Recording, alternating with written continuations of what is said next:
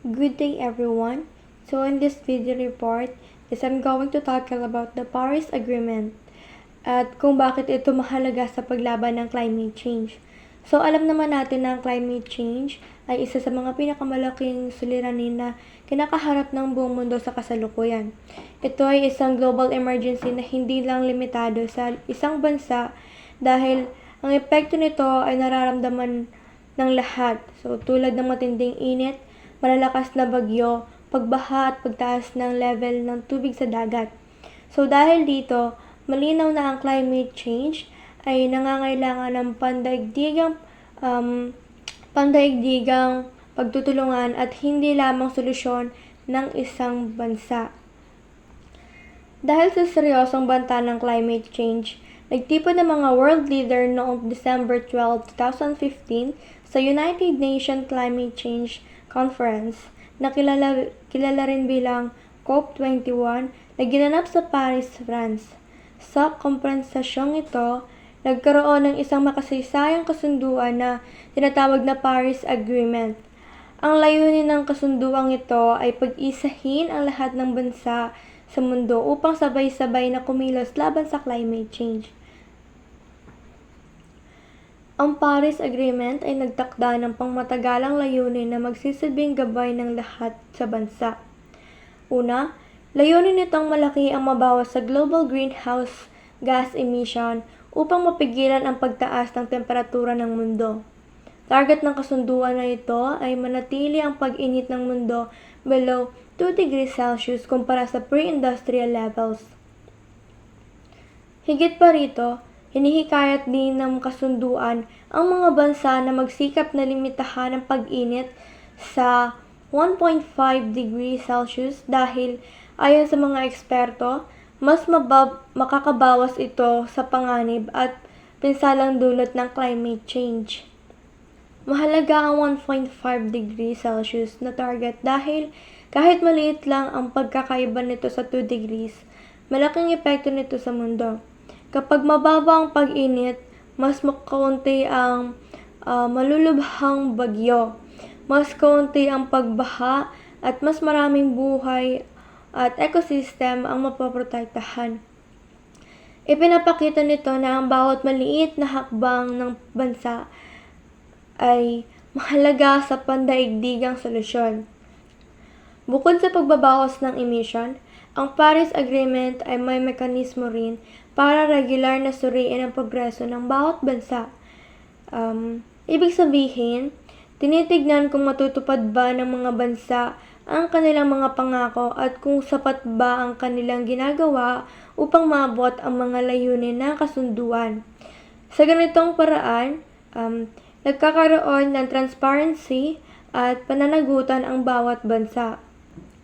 Isa pang mahalagang bahagi ng Paris Agreement ay ang financial support para sa mga developing countries. Hindi lahat ng bansa ay may sapat na pondo at technology upang labanan ng climate change.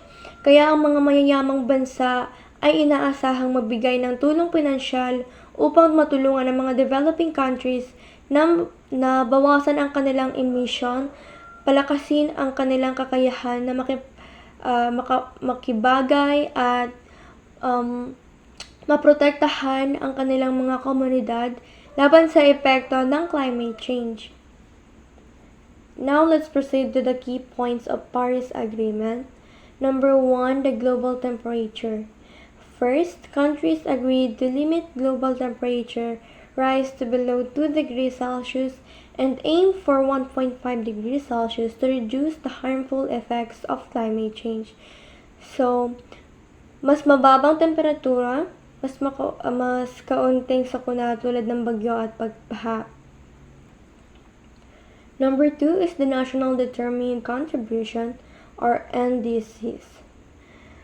Each country must submit its own plan called Nationally Determined Contribution or NDCs, showing how they will reduce greenhouse gas emission. So sa maikling salita, ang bawat bansa ay may sariling paraan pero iisa ang layunin. Number 3 is the transparency and accountability. Countries are required to regularly report their emission and progress to ensure transparency and accountability. So, para sa maikling explanation, para malaman kung ginagawa talaga ng mga bansa ang kanilang mga pangako. The next one is the support for developing countries. Developed countries committed to provide financial and technical support of at least $100 billion per year to developing countries. So, ito siya is tulong ito sa mga bansang kulang ang pondo at teknolohiya. The fifth one and the last one is the long-term vision. The Paris Agreement aims to achieve carbon neutrality, or a balance between emission and removal of greenhouse gases by the second half of the 21st century. So, ibig sabihin ito na, mas kaunting populasyon at mas malinis na mundo para sa hinaharap. The Paris Agreement officially entered into force on November 4, 2016, after being ratified by at least 55 countries representing 55% of global greenhouse gases. Sa mabilis na salita, naging legal at opisyal na kasunduan na ito na kailangan sundin ng mga bansang pumirma. So as of today, 196 parties, including 195 countries and the European Union, have joined the Paris Agreement, representing nearly the entire world. So, ipinapakita nito na nagkakaisa ang halos lahat ng bansa sa paglaban sa climate change. Now, let's proceed to the country-specific commitment. Number 1 is Philippines. The country, being highly vulnerable to typhoons and sea level rise, emphasizes climate adaptation and disaster risk reduction. The U.S. initially joined in 2015, withdrew in 2020 under the Trump administration, and rejoined in 2021 under President Biden. Number 3 is China. It focuses on developing renewable energy source and electric vehicle while gradually reducing coal use. The EU also provides significant financial support to developing nations through climate funds. Number 5 is small island nations. For example, countries like Fiji, the Maldives, and Tuvalu are most affected by sea level rise. Good day everyone, my name is Muhammad Saif M. Balaog, and this is my continuation of in this report, Challenges Ahead. Challenges Ahead is narito ang mga challenges sa Paris Agreement. Number 1 is insufficient action. Many countries are not track to meet their NDC targets due to economic and political challenges. Number 1 sa insufficient action is maraming bansa ay hindi pa sumusunod sa kanilang mga pangako o NDC targets dahil sa economic problem and political issues at iba pang prioritize ng gobyerno, nauuli ang aksyon laban sa climate change. Number 2, financial gaps. The promise of 100 billion per year in climate finance for developing countries has not been fully met. Sa financial gaps naman, may mga pangako ang developing countries na magbigay ng 100 billion kada taon para tulungan ang developing countries, pero hanggang ngayon ay hindi pa lubusang natutupad. Kaya mahihirap na bansa na punduan ng climate project. Number 3, dependence of fossil fuels, coal, oil, and gas continue to dominate global energy system, making emission cuts difficult. Sa dependence on fossil fuels naman is hanggang ngayon ay coal, oil, at gas pa rin ang pangunahing pagkukunan ng hinuhila ng mundo. Dahil dito, mahirap agad bawasan ang carbon emission kahit alam na nakakasira ito sa kalikasan.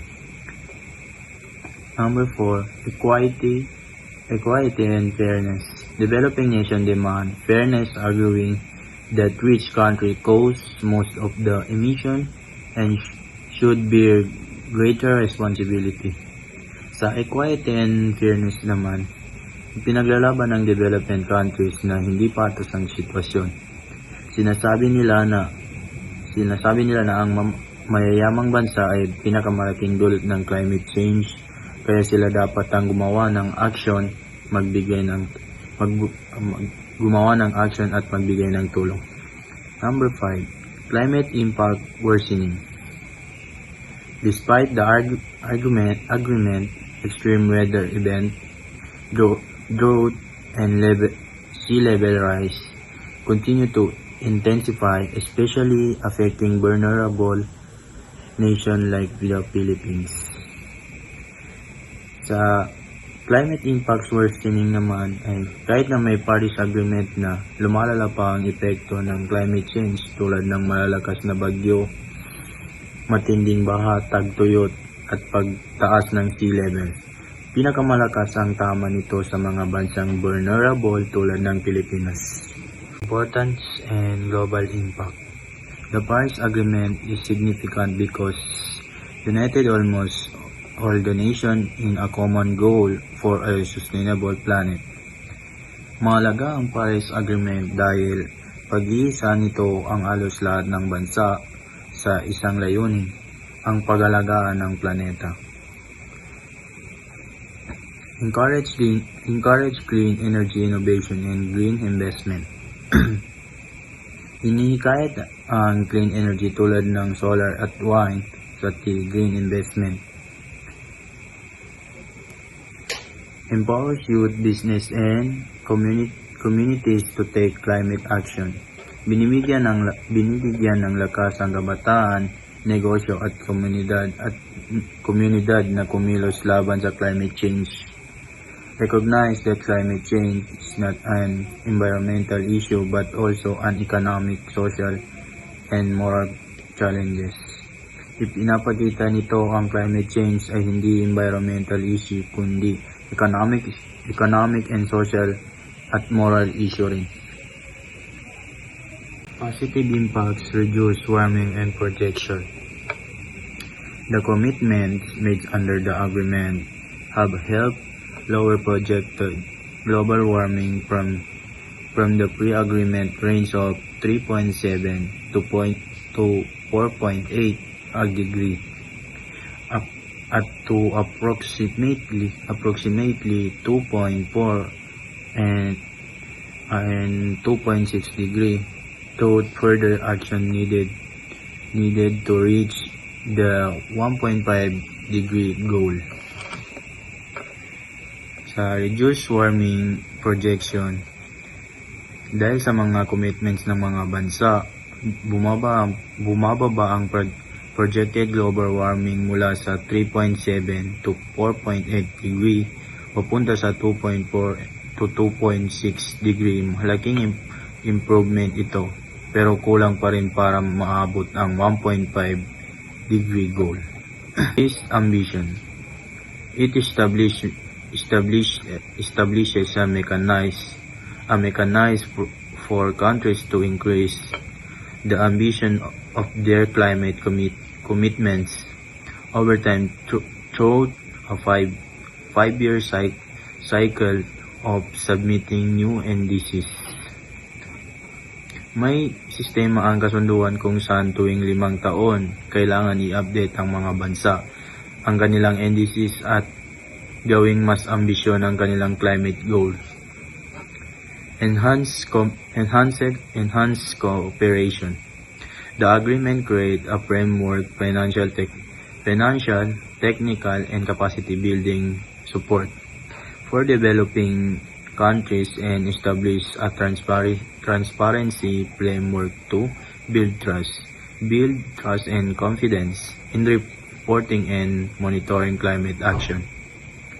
Nagkaroon ng mas maayos na framework para sa financial, technical, and capacity building support. So, the developing countries may transparency system din para masiguradong tapat ang pagre-report ng mga bansa. Local and business action. Cities and companies and responded by committing to zero targets.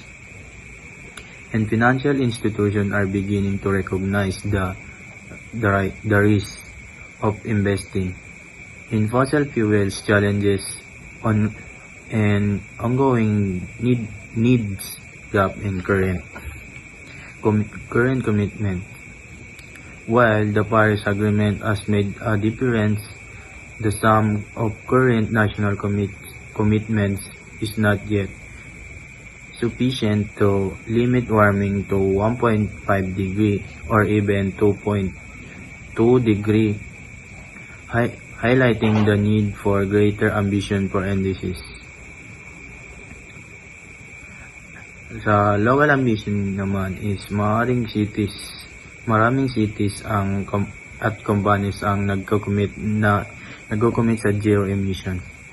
At unti-unti nang iiwan ang financial institution ng investment sa fossil fuels.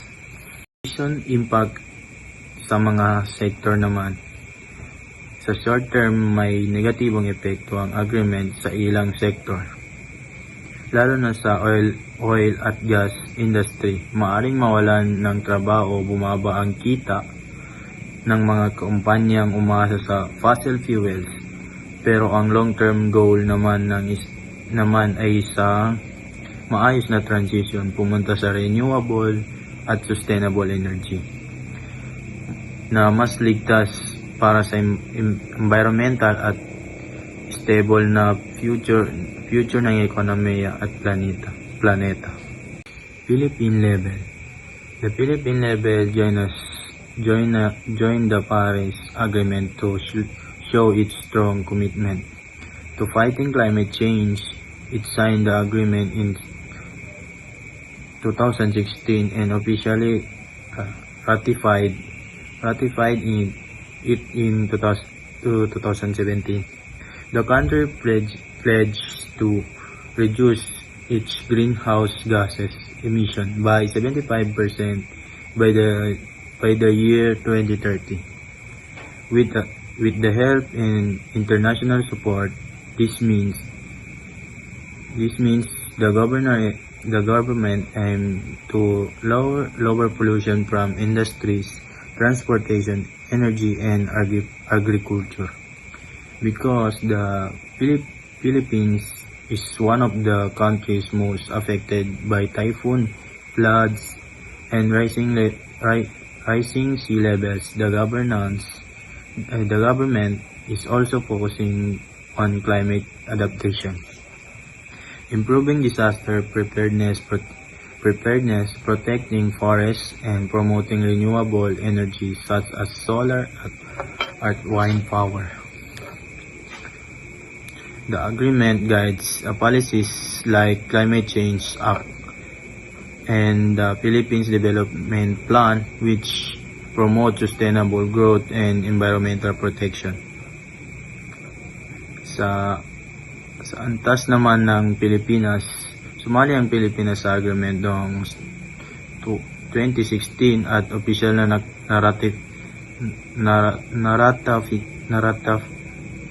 naratifikan ito noong 2017. Nangako ang bansa na babawasan ang greenhouse gases emission ng 75% sa pagsapit ng 2030.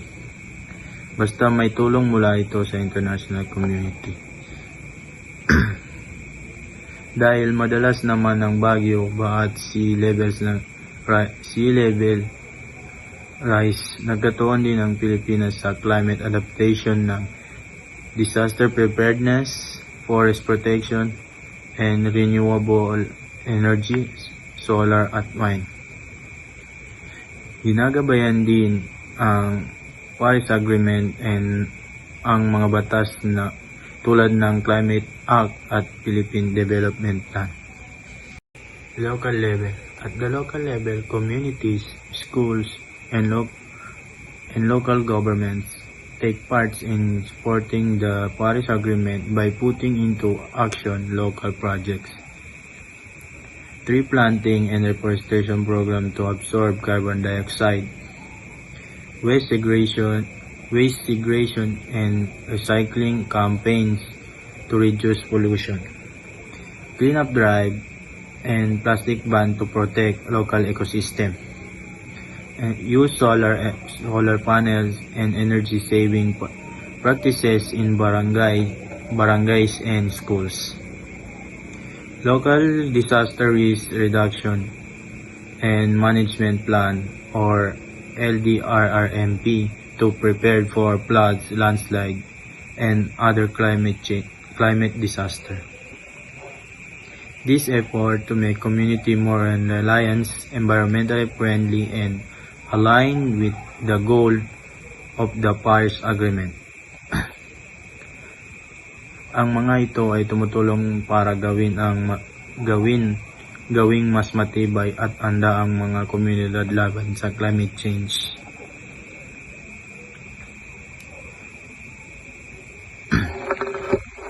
The Paris Agreement Standard 2015 standard as symbol of global unity and hope in the fight against climate change. While challenging remain in achieving its ambitious goal, it provides a clear roadmap for the countries to cooperate, innovate, and build a greener, safer, and fair future. For nations like the Philippines, which is the harsh realities of climate impact, the Paris Agreement serves as both of commitment and lifeline. A promise that through global solidarity, humanity can still protect the earth for generations to come.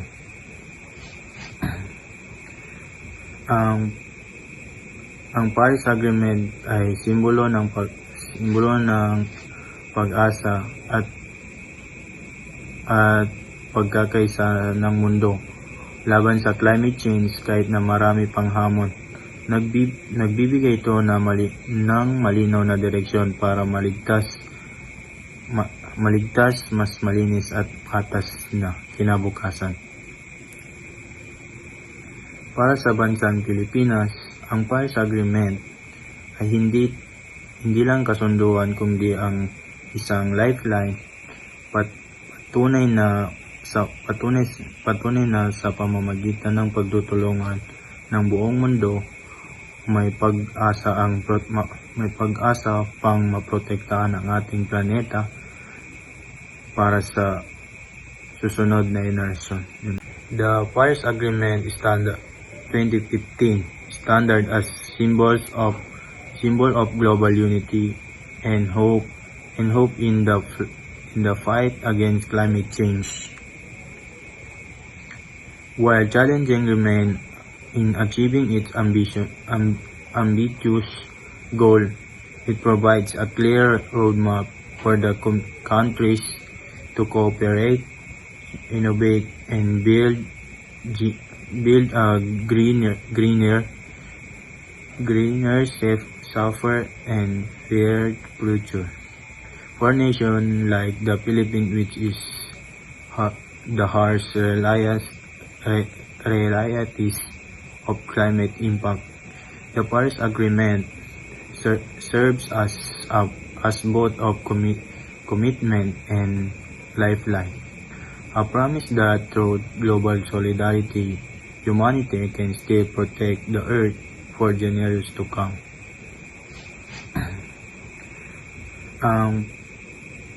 Ang Paris Agreement ay simbolo ng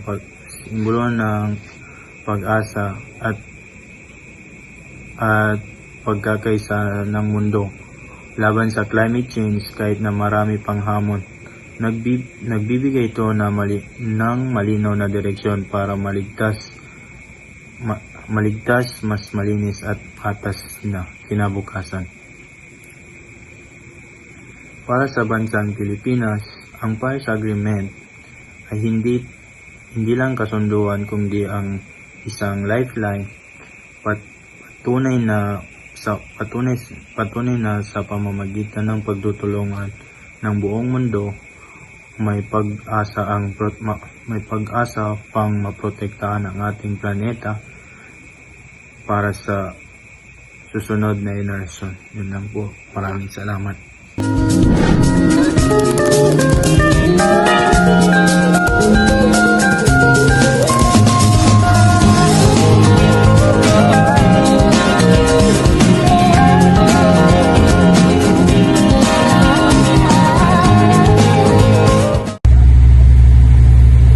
morning, Ma'am Shane. I am Sitinarjanan Omar.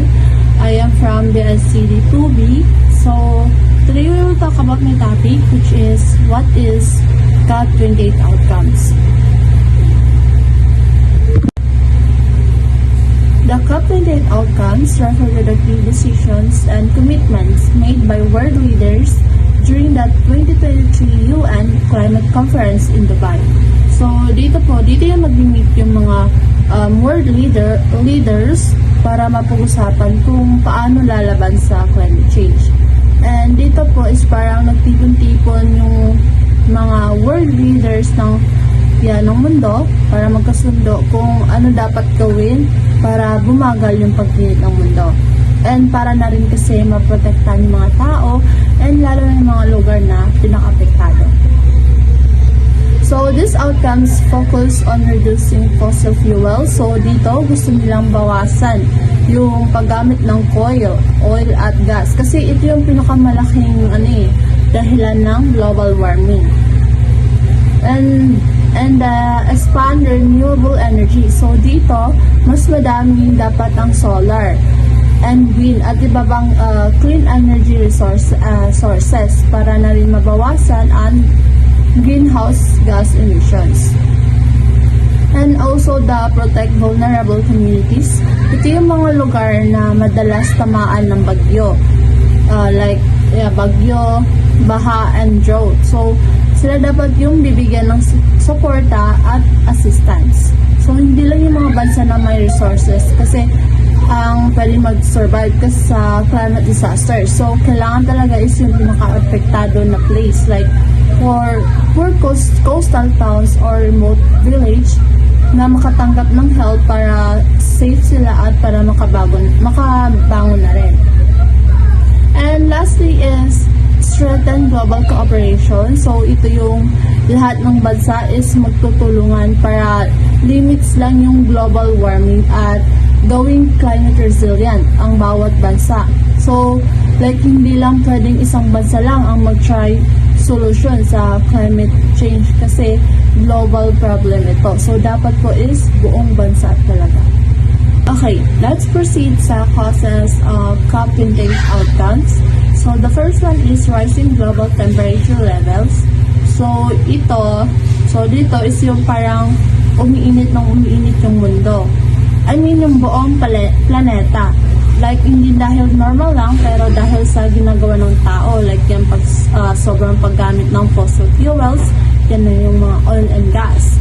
And also, emissions from cars, yan yung factories, power plants, like ganon.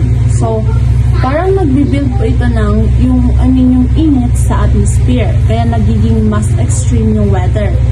So, hindi lang siya yung simple summer lang, kundi record-breaking na talaga sa ibang places. So, here sa international, so sa Europe noong 2023 is nagkaroon sila ng heat wave ng sobrang lala, like 45 Celsius and above. So, hindi ito normal for them kasi karamihan sa mga tao doon is hindi sanay sa ganitong kainit. Kaya nagkakaroon dito ng fires, heat strokes, at ang daming cancel ng outdoor events. And for dito naman sa Pilipinas, especially sa Luzon, is noong 2024 is ramdam talaga natin, diba? So, umabot siya ng 42 Celsius yung temperature. Tapos yung heat index umabot ng more than 50 Celsius. So, diba, imagine mo, parang lumalakad ka lang sa giant hair blower. So, dahil dito is nag-combined effect ng global warming and El Nino. Kaya, nagkakause siya ng sunog talaga yung mga sa fields and nagka-cancel ng classes. Dito naman sa BARM, Cotabato City, so noong April 2024 is nag-report ang Pag-asa ng heat index around 42 Celsius. So sa BARM, mas grabe yung init kasi humid. Tapos maraming areas kulang sa trees, and yung farmers hirap na rin magtrabaho, tapos mabilis matuyo yung soil. Kaya ramdam talaga natin yung impact sa everyday life natin. So, number 2, high greenhouse gas emissions from fossil fuels. So, dito, ito yung cause kung bakit naging big deal ang COP28 outcomes. Kasi, sobrang taas pa rin ng greenhouse gases sa mundo. Like, mostly galing sa pagsunog ng oil at gas. So, kapag sinusunog yan is naglalabas ng carbon dioxide at iba pang heat-trapping gases na parang kumot ng planeta. So, kaya hindi makalabas yung init. So, dito sa international US-China, sila talaga yung malalaki ang ambag dito. Kasi China ang pinaka-heavy user ng coal dahil sa laki ng factories nila. Tapos, sa US naman, grabe sa oil consumption. Like sa cars, highways, industries. So, kumbaga sila yung top contributors ng global emissions, kaya malaking pressure na rin sa COP28 na mag-shift sila sa cleaner energy. So, sa Pinas naman, lalo na sa Luzon, is umaasa pa rin tayo sa coal-powered plants. Kasi sila yung main source ng electricity. Kaya mataas pa rin emissions natin. Dagdag pa yun sa Metro Manila na super traffic. So, like, libong-libong sasakyan naka-idle kada araw. So, sobrang daming usok na lumalabas kahit hindi gumagalaw. So, kaya ito nag-ipon talaga ng greenhouse gases. Sa BARM naman, hindi industrialized pero meron pa rin emissions dahil sa diesel-powered vehicles and generators. So, after Marawi siege, yung nangyari sa Marawi is mas umasa ang community sa generators. So, habang nagre-rebuild, kaya mas mataas ang diesel use. So, small scale compared sa national level, pero part pa rin to ng overall emissions. So, number 3, increasing climate disasters worldwide. So, isa pa talaga ito sa big cause ng COP28 outcomes. So, yung fact na dumadami at lumalakas na yung climate disasters. Like, as in, hindi siya rare. Parang taon-taon talaga siya na may malalang bagyo, heatwave, baha, and wildfire. So, dahil nag-iinit ang mundo, is nag-iiba yung pattern ng weather. Kaya, mas naging intense yung mga natural hazard. So, sa Canada wildfires 2023 is grabe yung Canada before. Like, pinaka-worst wildfire season nila sa history. As in, million hectares ang nasunog. So, sabi daw ng scientists, dahil daw sa sobrang init at sobrang dry conditions, is mas madaling mag-spark at kumalat yung apoy. So, sa Pilipinas naman, yung Typhoon Iggy noong 2023 is isa yun sa pinaka malalang example. Ang lakas ng ulan noon, tapos sobrang lakas din ng hangin. Nag-cause ito ng massive flooding and landslides sa northern Luzon. So, libong-libong families displaced and billions ang na-damage. So, sabi daw ng experts is dahil daw ito sa mas mainit na ocean water. Kaya mas malakas talaga ang nagiging bagyo ngayon. So, here sa BARM naman, dito sa Cotabato, yung bagyong Paeng, noong 2022, is sa BARM, lalo na sa Maguindanao at Cotabato, is yung Paeng, sobrang nag-trigger ng malalang baha at landslide. Ang daming affected communities, lalo na yung mga malapit sa ilog at bundok. So sabi ng government at climate expert is yung extreme ng pag-ulan na ganon is sign na rin daw yun ng shifting climate patterns. So let's proceed sa what are the effects of COP28 outcomes. So let's start sa number 1. So number 1 is the climate finance and support. So yung climate finance support, ito yung sa support sa COP28 outcomes. So ito yung about sa pagtulong sa mga bansa at sa communities na pinaka-vulnerable sa climate change. So hindi po lahat ng bansa kaya financially ang epekto ng matinding bagyo like baha, landslide o drought. Kaya may mga fund and support programs para makapag-recover at maka-adapt sa future risks. Okay, so sa international level, may loss and damage fund na $700 million globally para sa pinakamahirap na bansa na mabilis tamaan ng climate disasters. So, it's like insurance po kapag may malalakas na storm surge, baha, or heat wave is may mga pera na pwedeng gamitin agad para sa reconstruction, relief, at para matulungan ang affected na communities. Sa national level naman, pwede mag-access ang Pilipinas ng climate finance sa pamamagitan ng Green Climate Fund at iba pang UN programs. So yung pera dito is pwedeng gamitin sa projects tulad ng flood control systems sa high-risk areas and sustainable agriculture programs at renewable energy projects sa remote towns.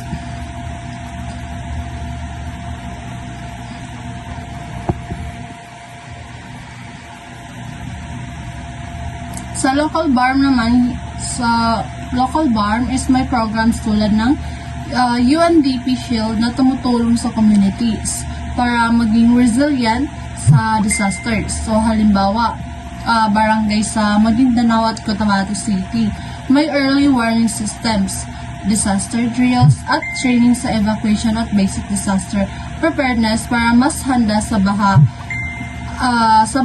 landslide or extreme weather events.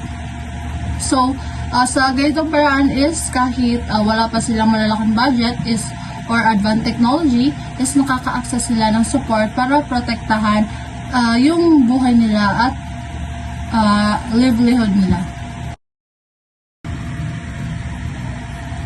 So, sa international level, so ang goal ng COP28 i-triple ang renewable energy capacity by 2030. So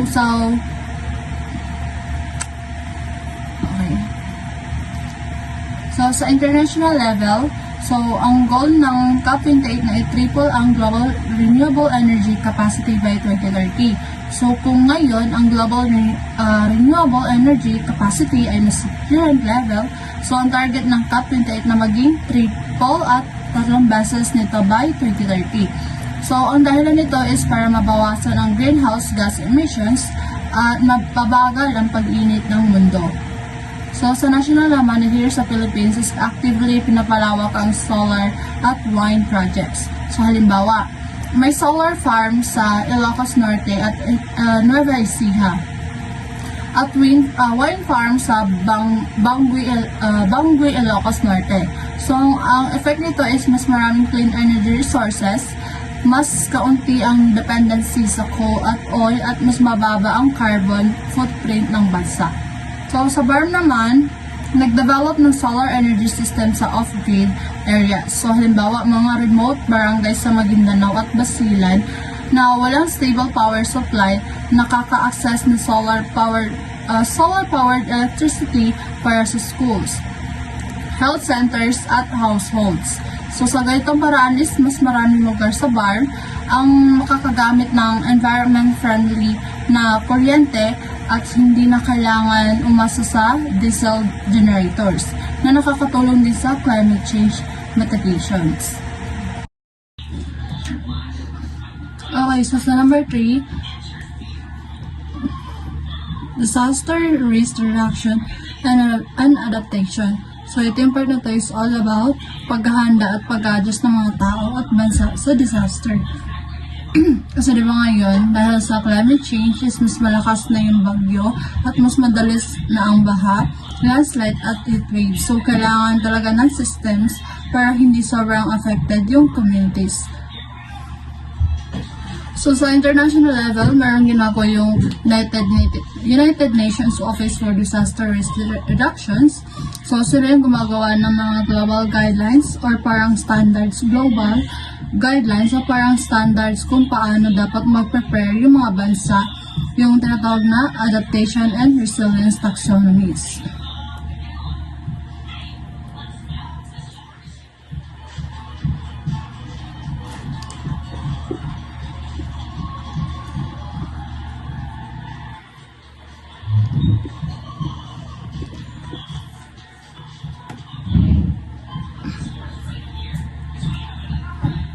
So, sa national level naman, dito sa Philippines, meron tayong program na SHIELD.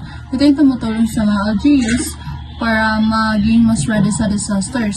Like tinuturuan sila mag-planning, paano magagawa ng maayos ng risk maps, and paano maghanda sa landslides, floods, typhoons. Tapos, nagbibigay rin ng equipment. So, parang sinasabi ng SHIELD na kailangan hindi lang national government ang ready. So, pati yung mga local level dapat kayo mag-handle. So, sa bar naman, meron ng project na talagang pang disaster resilience. Yung project na tinatawag na DREAMS. So, ito yung gumagawa ng smart weather systems para parang advanced monitoring and forecasting. So, mas accurate yung information kung may paparating na ulan, baha, or strong winds.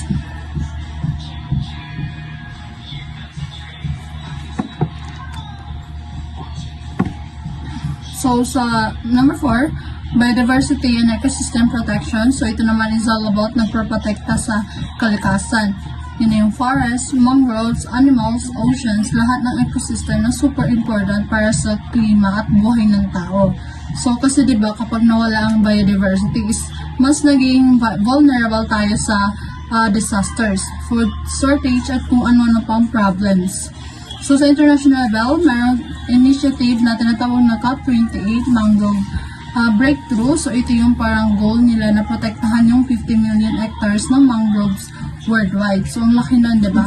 So, pero kailangan talaga kasi mas mababa na yung mangrove coverage ng maraming bansa. So, ang mangrove kasi sobrang useful pang protection sa storm surge, nursery ng isda, tapos nag-absorb ng carbon. So, sa national level naman, dito sa Philippines, sumali tayo sa Blue Carbon Action Partnership. Medyo social yung pangalan, pero basically, it means na nag-commit yung bansa na protektahan yung coastal ecosystems like mangroves, seagrass, coral reefs. So, kasi sila yung blue carbon areas that trap carbon.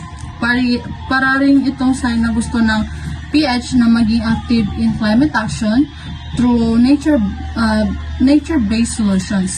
At syempre, malaking tulong ito lalo na sa island country tayo na laging tinatamaan ng bagyo.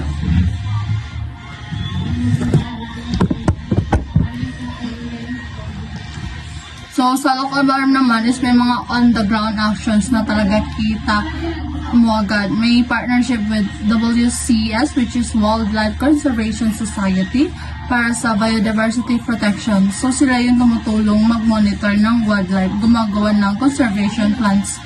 So, mga ganon. So, tapos mayroon ding mangrove planting sa Cotabato City na sobrang important kasi coastal area yun ng prone sa pagbaha at storm impacts.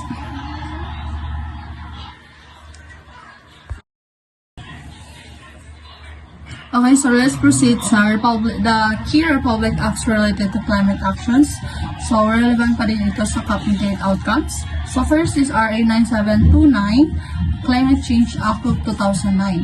So, ito yung basically yung main climate law ng Philippines. So, parang sinasabi niya na lahat ng government agencies is isama nyo naman yung climate change sa ginagawa nyo. So dito rin ginagawa yung climate change commissions. Sila yung nagpa-plan at nagmamonitor at gumagawa ng policies para sa climate actions. So para bang central brain ng climate programs ng bansa. So next is the RA 10174 People's Survival Fund Act. Ito yung law na nag-set up ng People's Survival Fund para parang special budget para sa climate adaptation projects, especially for LGUs. So every year, dapat may 1 billion na naka-ready for things like water management projects, health programs kapag may climate-related diseases, and so para siyang emergency money na pagtulong sa mga communities para maging climate resilient. So next is the RA 11260. Ito yung basically yung modern approach ng government pagdating sa climate change. So parang sinasabi ng law na lahat ng government offices is magtulungan tayo. So hindi pwedeng hiwal-hiwala yung ginagawa natin. So kaya mas organized at database na yung climate action. So last one is the RA 12116 General Appropriations Act. So ito naman yung national budget for law 2025 pero relevant siya sa climate kasi may specific na mundo talaga na nakalaan para sa environment at disaster resilience. Kasama dito yung budget for climate adaptation and mitigation like para sa baha, init at landslide.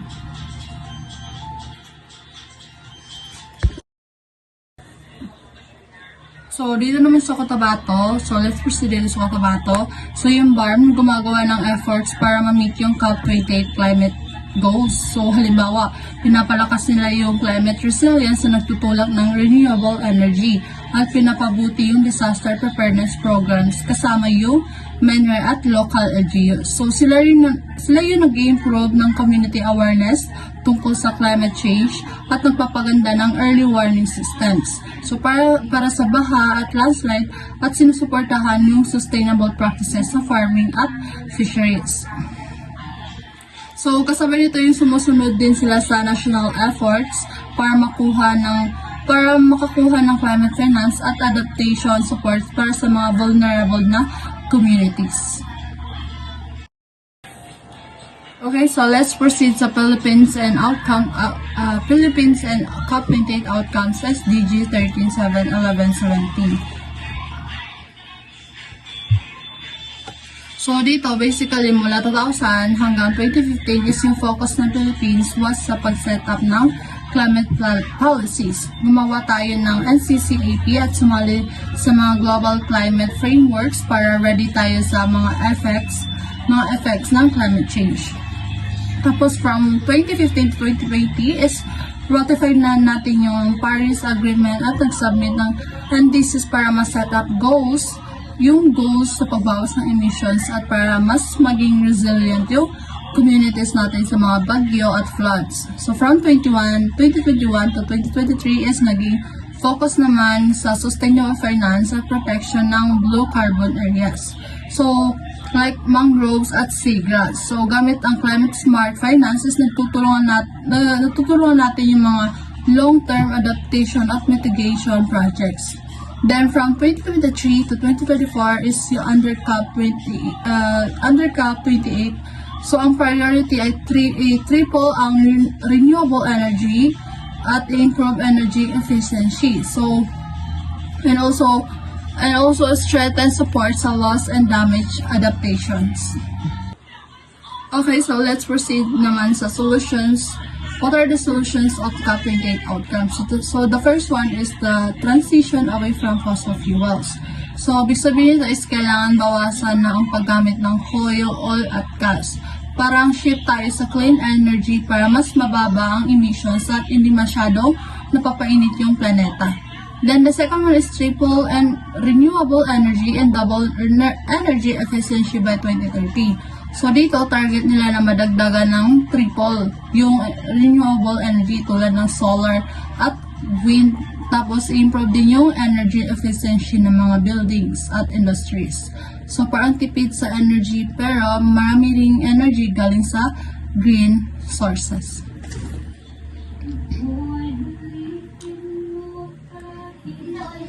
So, sa number 3, increase climate finance and loss and damage support.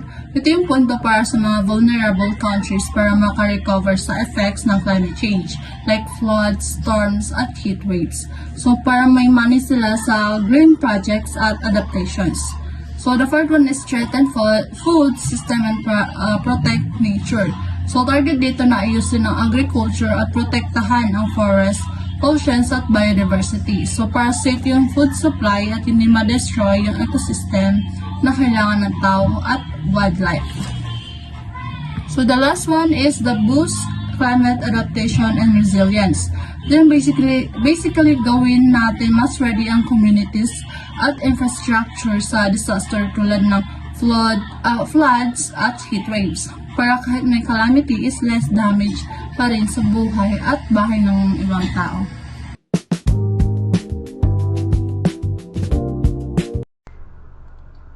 Okay, so good day everyone. So my topic is the UN 2030 Agenda for Sustainable Development. By the way, my name is Saudagal Dato Rafi and I'm gonna be discussing it. So the UN 23 Agenda for Sustainable Development, adopted in 2015, is a globally blueprint for peace and prosperity, featuring 17 Sustainable Development Goals (SDG) and 169 targets to end poverty, protect the planet, and ensure that well-being by 2030. Balancing economic, social, and environmental needs through universal actions and partnerships for focusing on leaving one no behind. So, the SDG preamble presents a global plan to end poverty, protect the planet, and promotes peace and prosperity. It calls on countries to work together, uphold human rights, and achieve gender equality, and take urgent action for sustainable development, ensuring that no one is behind. So, the UN 23 Agenda for Sustainable Development is a worldwide plan made in 2015 to make it better for everyone by 2030. It has 17 Sustainable Development Goals (SDG) that aims to end poverty, protect the environment, and improve health, education, and equality. All countries work together to balance economic, social, and environment needs, making sure is no one left behind. So the target is first people, second planet, third is prosperity, and peace and partnership. So the first one is people. This focuses on ending poverty and hunger and making sure everyone can live with dignity, equality, and good health in safe environment. So the second one is planet. This aims to protect the earth using resources wisely, reducing pollution, and fighting climate change so future generations can still meet their needs. Third is prosperity. This ensures that people can have good jobs, better living conditions, and progress in a way that does not harm the nature. So, fourth is peace. This promotes safe, fair, and inclusive societies where people live without fear, violence, or injustice, because development is not possible without peace.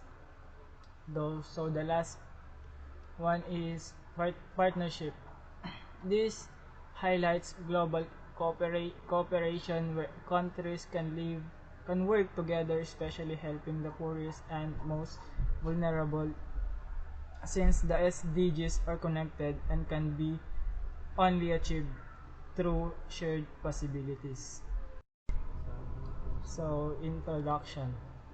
This section highlights the needs for stronger global partnership and shared responsibility to achieve the SDS SDGs focusing on helping the most vulnerable and recognizing that the goals are interconnected and transmission. So this highlights the needs for strong global partnership and shared responsibility to achieve the SDGs, focusing on helping the most vulnerable and recognizing that the goals are interconnected and transformative. So our visions are the describe that a world without poverty, hunger, and violence, inequality, where everyone has access to education, healthcare, clean water, safe communities, and sustainable energy. It promotes the human rights, gender equality, social inclusion, decent job, good governance, and sustainable relationship between people and economy and nature. So, our shared principle and commitment. So, the 2030 agenda is a global promise based on human rights, international law, and UN principles. It recognizes that ending poverty, achieving equality, promoting the environment, ensuring peace, and growing the economy are all connected and must be solved together. Our today's world faces many problems like poverty, inequality, discrimination, unemployment, conflict, climate change, environmental damage, and health crisis. However, there is also hope because of progress in education, technology, poverty reduction, and global cooperation.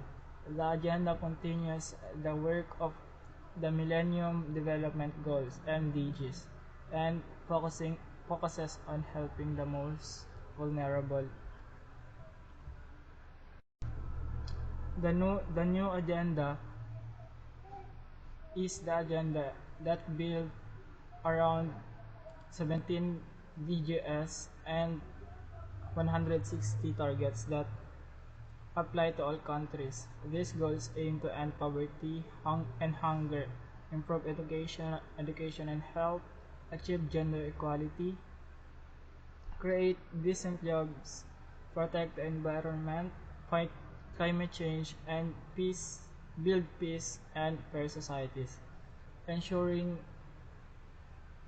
empowering women and girls is a key of achieving all goals, and special attention is given to vulnerable groups like children, youth, persons with disabilities, migrant, indigenous people, and people affected by conflict and disaster.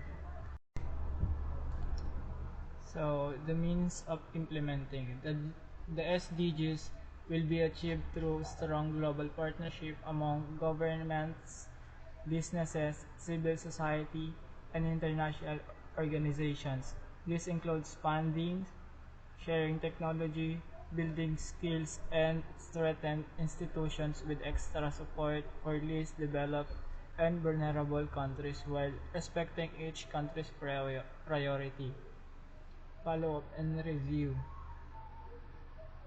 Progress will be monitored and be reviewed at the national, regional, and global levels using reliable data to make sure everyone is counted and no one left behind.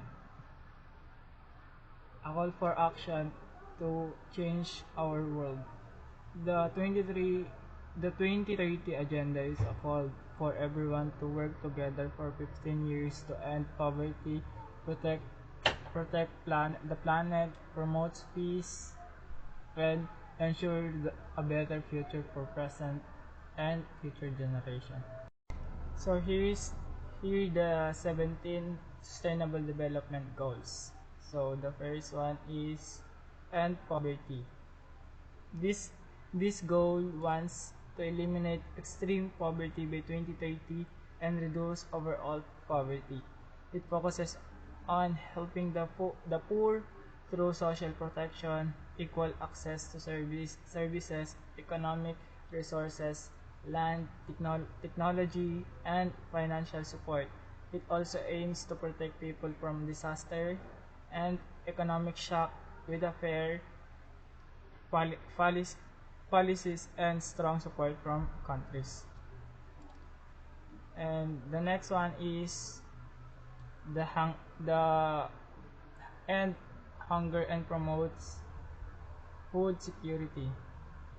So this goal wants to end hunger and malnutrition by giving everyone access to safe and nutritious food all year. It supports small farmers and fishers by improving their income and productivity, and encourages sustainable farming, protects crop and animal diversity, invests in agricultural research, ensures fair trade, and keep food price stable. Goal number 3, ensure healthy lives. This goal wants everyone to stay healthy at all age. It focuses on reducing deaths of mothers, newborns, and children, ending disease like HIV, AIDS, malaria, and tuberculosis, and tackling mental health, substance abuse, and pollution-related deaths. It also promotes universal health care, access to medicine and vaccines, a stronger health system, and emergency preparedness. So number 4 is the quality of education for all. This goal ensures that all children get free good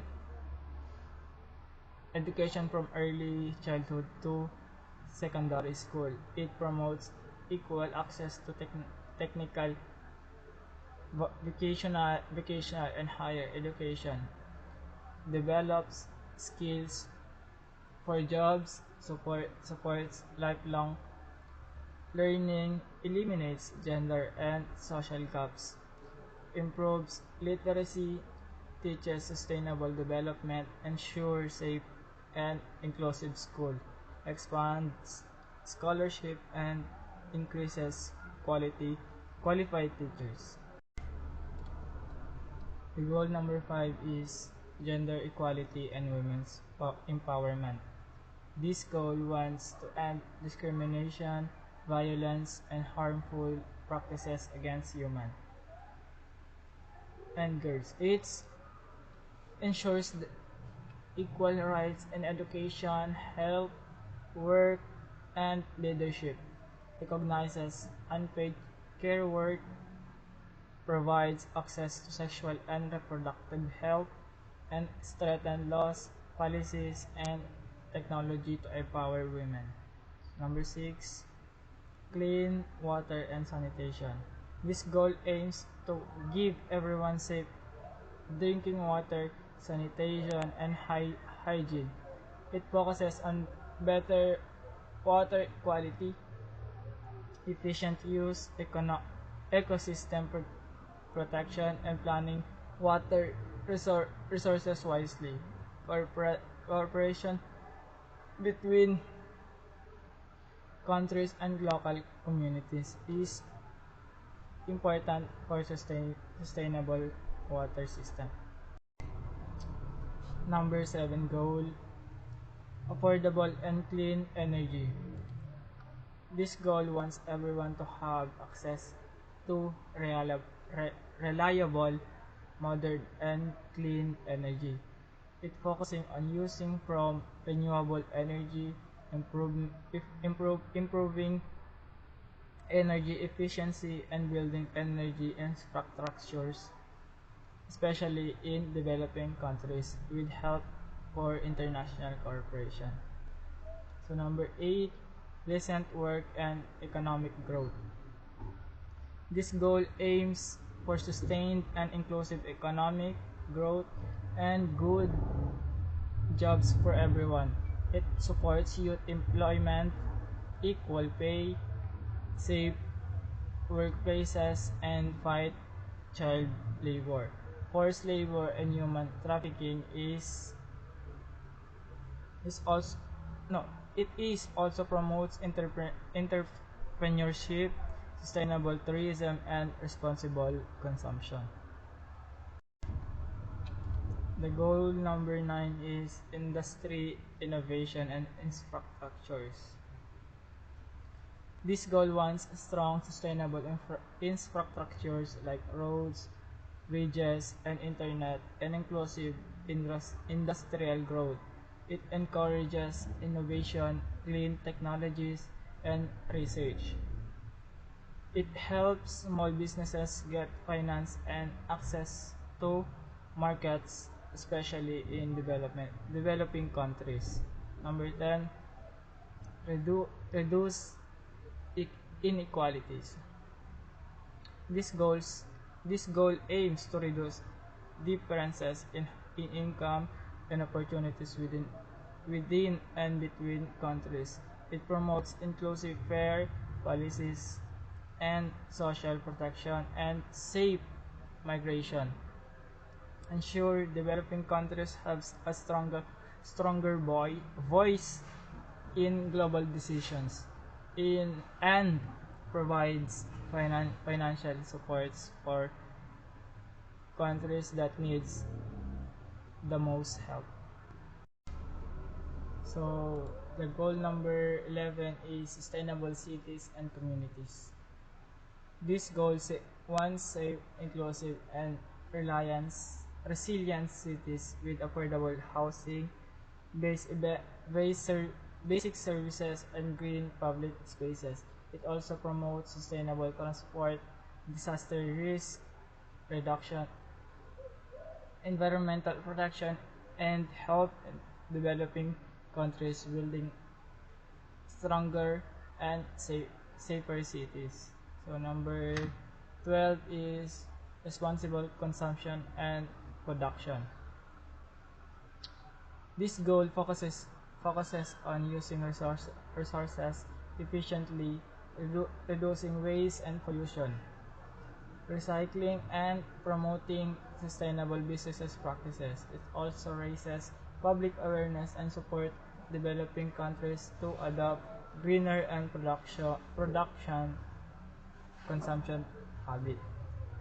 Number 11 is climate actions. This goal aims to fight climate change, strengthen resilience to disaster, integrate climate policies, and improve education and awareness. It emphasizes global cooperation, climate change, and climate finance, and support for vulnerable countries.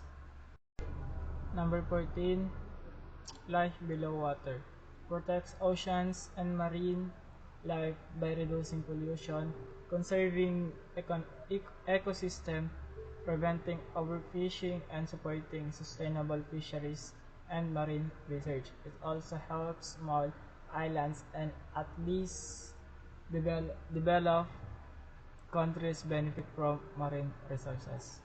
Number 15 is life on land. Protect life ecosystem like forests, wetlands, and mountains. Combat deforestation, land degradations, and wildlife trafficking, and promote sustainable land use. Ecosystem restoration and biodiversity. Number 16 is peace, justice, and strong institutions.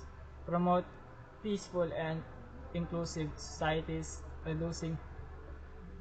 reduce violence, protect children, fight corruption, ensures access to injustice, and strengthen institutions. Provide legal identity and uphold fundamental freedoms. Number 17, partnerships for the goals, achieving the SDGs through global cooperation including finance, technology, sharing, and capacity building, fair trade, and strong institution with special support for developing countries. So the Philippines is making some progress on the UN Sustainable Development Goals (SDGs), but still faces big challenges in 2024.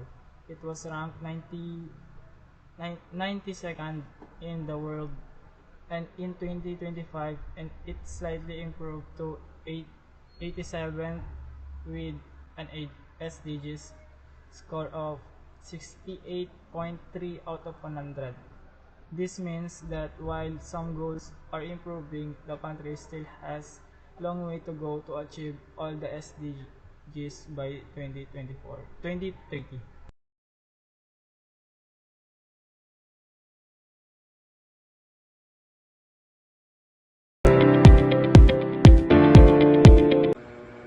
Good day everyone. Before I proceed, I introduce myself. I'm Marian Silimos, the last reporter of Group 5. So my topic is Asian Environmental Cooperation Initiative.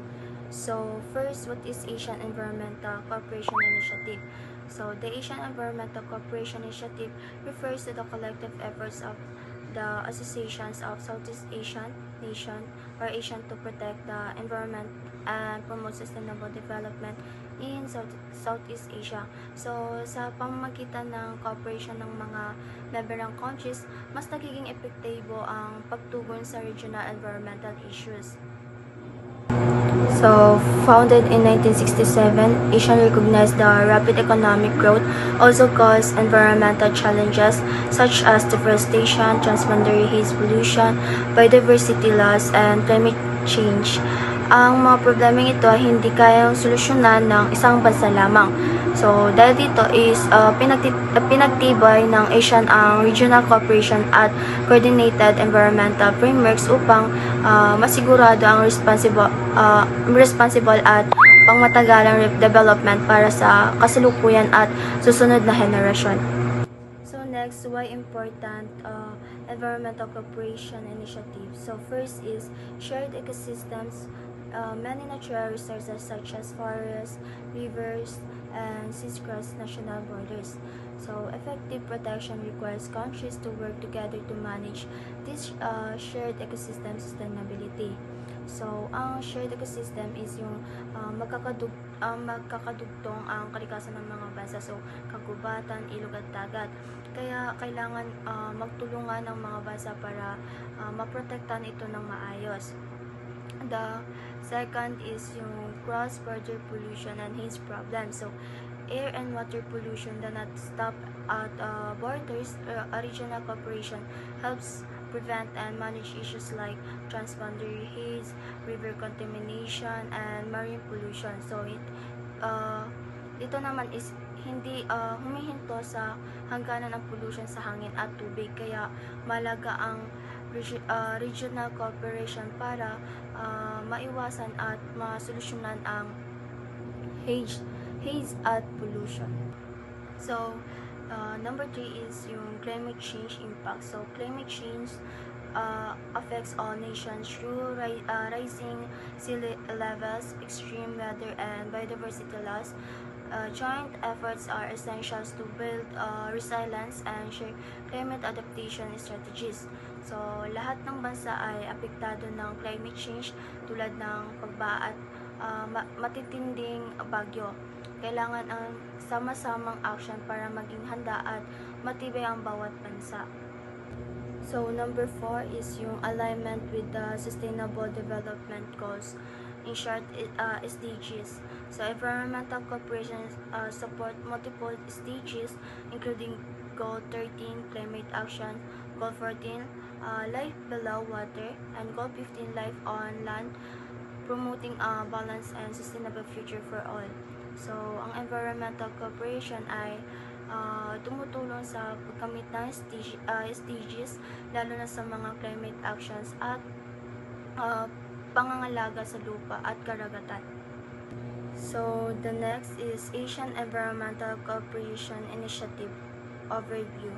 So, a regional effort by Asian member state to jointly address environmental challenges across Southeast Asia, promotes the sustainable use and management of natural resources, ensuring that economic growth goes hand in hand with environmental protection, encourages collaboration, capacity building, and knowledge sharing among member countries to strengthen regional environmental governance. So, sa isang pagtutulungan ng mga bansa sa ASEAN para sabay-sabay harapin ang mga suliraning pangkalikasan habang pinapaunlad ang ekonomiya ng hindi sinisira ang kalikasan.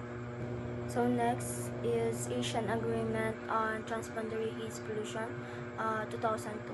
So the Asian Agreement on Transboundary Haze Pollution 2002 is the first legally binding regional agreement to prevent and monitor haze caused by forest and land fires. So dito is yung layunin nito na protektahan ang kalusugan, kapaligiran at ekonomiya ng rehiyon sa pamamagitan ng cooperation ng mga bansa. So, at the international level, all 10 Asian countries share satellite data, weather forecasts, and fire alerts via the Asian Specialized Meteorological Center or ASMC in Singapore for early warning and coordinated response. At the national level, the Philippines, DNR, implements programs like the Forest Protection Program, participates in Asian Haze meetings, at nagbabahagi ng data para sa air quality monitoring at disaster risk reduction. So, at the local level, Menry BORM conducts forest fire preventions, mangrove reforestations, at community awareness. Tinuturuan ng mga komunidad sa Lanao del Sur at Maguindanao na iwasan ang kainin at protektahan ang kagubatan para mapanatili ng malinis ng hangin. So next, Asian Socio-Cultural Community or ASCC Blueprint 2025. So the ASCC Blueprint 2025 provides a roadmap for building a resilient, inclusive, and environmentally sustainable Asian community through collective actions and shared responsibility. So, layunin nito na masigurado ang social development at environmental protection sa rehiyon. So, at the international level, the blueprint adopted by the Asian Secretariat defines the Asian community as inclusive, sustainable, resilient, and dynamic, guiding all member states sa kanilang mga long-term plans at policies. So, at the national level, the Philippines aligns its policies with the blueprint's visions. Mga halimbawa nito ay yung efforts to enhance climate change adaptation, strengthening environmental protection, at promote inclusive development na sumasailalim sa goals ng ASCC. At the local level, BORM, the Ministry of Environment, Natural Resources, and Energy, Menry BORM, partners with organizations like the Wildlife Conservation Society Philippines upang palakasin ang environmental sustainability at community resilience sa Basota provinces, kabilang ang mga green bridges at programs for equity and peace. So next is Asian Working Group on Environmentally Sustainable Cities or AWGESC. The AWGESC promotes sustainable urban development in Asia by sharing best practices, supporting clean air initiatives, and improving waste and water management in cities. So, layunin nito na gawing mas malinis, maayos at sustainable ang urban areas sa rehiyon. At the international level, AWG ESC implements the Asian SDGs Frontrunner Cities Program 2021 to 2025, supported by Japan's Ministry of the Environment and IG's Asian cities share best practices in clean air, waste management, and water conservation to achieve UN SDG 11 Sustainable Cities and Communities. Within the Philippines, the country aligns through laws like Clean Air Act RA 8749 at the National Solid Waste Management Act RA 9003. Through the DNR, sustainable urban programs are implemented, and the Philippines participates in Asian ESC awards where cities such as Puerto Princesa and San Carlos are recognized for environmental achievements. In BARM, Cotabato City implements waste management and clean river programs under Menri BARM. Layunin nitong mapanatili ang kalinisan, maayos na waste segregations at may balik ang kalidad ng tubig sa Rio Grande de Mindanao River, kasabay ng paglaganap ng community participations at environmental awareness to support Asia's visions of sustainable cities. So, SDGs of Asian Environmental Cooperation Initiatives. So, the Asian Strategic Plan on Environment, ASPEN 2006 to 2025, focuses on key areas tulad ng biodiversity, sustainable cities, climate change at responsible consumptions and production. So, layunin nito na masiguro ang sustainable development sa buong rehiyon. So, Goal 13, Climate Action, strengthen resilience and adaptive capacity sa climate related hazards tulad ng flood, typhoons at droughts. Halimbawa is yung initiatives gaya ng Asian Climate Change Initiative, ACCI, ay tumutulong sa pagbawas ng risk at paghahanda ng communities sa natural disasters. So, Goal 15, Life on Land, Protect at Restore Ecosystems sa pamamagitan ng program ng Asian Century for Biodiversity, ACB, at Asian Heritage Parks. So, tinutulungan nito ang mga bansa na mapanatili ang biodiversity at maiwasan ang deforestation. So, Goal 14, Life Below Water. So, promote sustainable use ng marine at coastal resources. Halimbawa is yung conservation programs para sa coral reefs at fisheries upang mapanatili ang marine biodiversity at livelihood ng coastal communities. So, Goal 11, Sustainable Cities and Communities. So, encourage green city development at waste reduction sa urban areas. So, halimbawa is yung programs sa solid waste management, clean energy at public transportation, improvements para maging mas livable ang cities.